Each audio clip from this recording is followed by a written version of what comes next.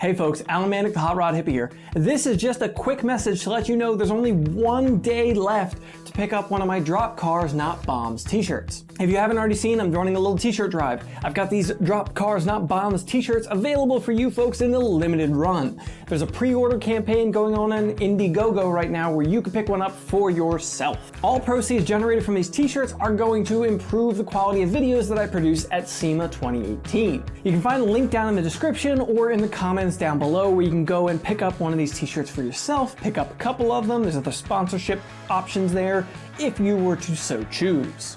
Let me know what you would like to see from my SEMA content. I'm intending to do the best job that I can, but I would like to hear what you folks want to see. Personally, I've always found that I've kind of felt lacking when it comes to the week of SEMA. I don't see the new products hitting right away. I don't see the projects as much as I might like to right off the bat.